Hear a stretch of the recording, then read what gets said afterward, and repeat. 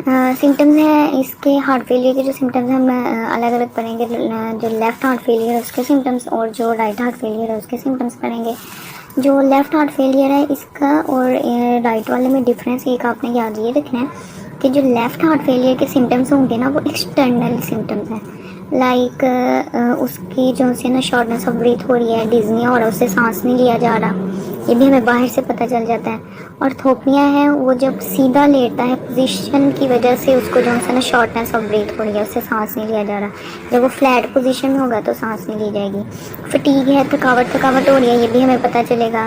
नक्चूरिया का मतलब होता है नाइट यूरिनेशन। वो जो पेशेंट है बार बार रात को उठेगा यूरिन करने के लिए। ये हम नक्चूरिया से इस तरह भी याद रख सकते हैं कि नॉक से नाइट है और चूड़िया से यूरिया से यूरिनेशन है, ठीक है, नाइट यूरिनेशन। ये भी हमें पता चल जाता है, ये भी एक्सटर्नल है। क्रोनिक कफ होगी, उसको बहुत ज़्यादा खांसी होगी, लॉन्ग लास्टिंग होगी, और ये भी एक्सटर्नल है। ये हैं सारे लेफ़्ट के। राइट के जो आपको पहले मैंने बताए हैं उसी तरह ही करने हैं कि राइट वाले में क्या है कि इधर से ब्लड बॉडी से अंदर जाना था, आगे नहीं जा रहा, तो जब वो नेक से आएगा तो जेवीपी रेज हो जाएगी। उसके बाद टैकीकार्डिया होगा, हार्ट बीट बहुत ज़्यादा तेज़ होगी, वो कोशिश करेगी कि मैं ब्लड को पंप करूँ, लेकिन ब्लड नहीं है तो वो हार्ट रेट इंक्रीज़ हो जाएगा। फिर अगर वो लिम्स में इकट्ठा हो रहा है पेरिफेरल एडीमा होगा, पिटिंग पेरिफेरल एडीमा है। अगर वो लीवर में हो रहा है तो हेपेटोमेगाली हो रही है। अगर वो एब्डोमेन में हो रहा है तो एसाइड्स हैं। और उसके बाद अगर वो लंग में भी हो रहा है तो प्लीवरल इफ्यूजन है। डिफरेंस दोनों में यह है कि जो लेफ़्ट वाले के सिम्टम्स है वो सारे एक्सटर्नल थे, लेकिन ये जो राइट वाले के सिम्टम है ये ज़्यादातर अंदर जो है ना इंटरनल है, मतलब अंदर प्रॉब्लम काज कर रहे हैं। हार्ट रेट भी अंदर हो रहा है, जेबीपी भी अंदर ही रेज हो रहे हैं, एडीमास भी अंदर हो रहे हैं, साइड्स ये सब कुछ अंदर हो रहा है, ठीक है। ठीक है, अब हम देखेंगे मैनेजमेंट हार्ट फेलियर की। इसके अंदर इसके 3 इंपॉर्टेंट पॉइंट है। सबसे पहले आता है कि जो अंडरलाइंग जो काज है जिसकी वजह से ये हार्ट फेलियर होता है, हमने उसको ठीक करना है। सेकंड में आता है कि जो ऐसे फैक्टर्स जो कि इसको बढ़ा रहे हैं या इसको करवाते हैं हार्ट फेलियर को, उनको रिमूव करना है। और थर्ड में हम कंट्रोल करेंगे हार्ट फेलियर को मेडिसिन वगैरह के साथ, डाइट कंट्रोल वगैरह करके, ठीक है। सबसे पहले जो अंडरलाइंग काज है उसमें हो सकता है कि उसके ब्लड प्रेशर की वजह से हो रहा हो, या तो फिर हो सकता है कि उसको कोई वाल्व की डिजीज़ हो, ठीक है।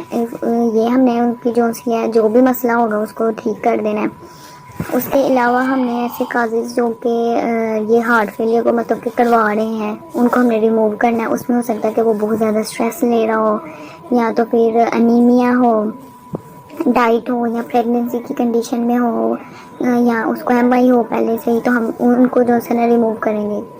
उसके बाद जो थर्ड वाला है उसमें आता है कि हमें कंट्रोल करना है हार्ट फेलियर को। हम किस तरह करते हैं उसको मैनेज करते हैं मेडिसिन वगैरह के साथ, ड्रग्स वगैरह के साथ, डाइट कंट्रोल वगैरह करके। इसमें अब हम देखेंगे कि कंट्रोल हमने कैसे करना है हार्ट फेलियर को। सबसे पहले हम उसे देंगे एस इनहिबिटर्स। उसके बाद हम उसको थोड़ा सा जो है ना उसकी डाइट के अंदर से सोडियम को और जो फिजिकल एक्टिविटी जो वर्क काम वगैरह वो करते हैं उनको रिस्ट्रिक्ट करेंगे, उनको थोड़ा सा कम कर देंगे। फिर हम उसको कम्बिनेशन में डायूरेटिक्स, डिजिटालिस और वेजोडाइलेटर्स देते हैं। फिर हमने पहले उसको थोड़ा सा जो है ना उसके अंदर से साल्ट को, फिजिकल एक्टिविटी को कम किया था। अब हमने जो है ना फर्दर उससे ज़्यादा साल्ट और जो फिजिकल एक्टिविटी है उसकी कम करनी है। देन हम उसे जो है ना पॉजिटिव आइनोट्रोपिक एजेंट देते हैं। आइनोट्रोपिक एजेंट्स होते हैं कंट्रैक्शन के लिए। जितने हम ये एजेंट देंगे वो हार्ट को उतना कंट्रैक्ट करवाएंगे, जितना हार्ट कंट्रैक्ट करेगा उतना ही ज़्यादा ब्लड फ्लो करेगा और आर्गन जो वाइटल आर्गन्स हैं उन तक ब्लड पहुँचेगा, इस्कीमिया को प्रिवेंट करेगा। मोस्ट इम्पोर्टेंट इसके अंदर इसका ये जो ट्रीटमेंट प्लान है ये बहुत ज़्यादा इंपॉर्टेंट है, ये करना है। और जो मोस्ट इम्पोर्टेंट इसमें जो जनरल मेजर्स जिसके पूछे जाते हैं वो करने हैं कि जो इसके जो मेजर्स हैं वो क्या होते हैं।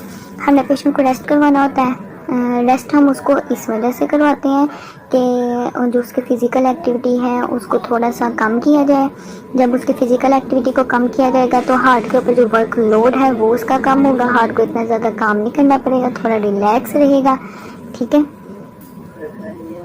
सेकंड वाला है उसकी डाइट में अगर उसको हाइपरटेंशन वगैरह हो सकती है तो इस वजह से हम जिसकी वजह से वो प्रेसिपिटेटिंग काज भी है हार्ट फेलियर का, और वो अंडरलाइंग काज भी हो सकता है। तो इस वजह से हमने उसके सबसे पहले डाइट के अंदर से जो सोडियम है उसको जो है ना बंद करवाना है। सडन ही सारा का सारा बंद नहीं करवाते, पहले हम उसको थोड़ा करते हैं फिर आहिस्ते से और कम कर देते हैं। स्मोकिंग अगर वो कर रहा है तो हमने उसकी स्मोकिंग जो है उसको स्टॉप करवाना है। और उसके बाद एक्सरसाइज हमने उसको करवानी है, नॉर्मल से करवानी है, इतनी ज़्यादा नहीं करवानी कि एग्जॉस्शन हो जाए और उससे सांस ना लिया जाए और हार्ट फेलियर के चांसेस बढ़ जाएँ, ठीक ठीक है, एक्सरसाइज करवानी है जो लिमिट में रह के करवानी है, थोड़ी थोड़ी सी।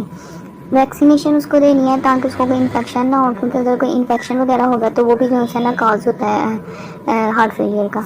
तो उसको वैक्सीनेशन देनी है, उसको इन्फ्लुएंजा वगैरह की या नीमोकोकल वगैरह जो भी वैक्सीनेशन है वो सारी उसको देनी है।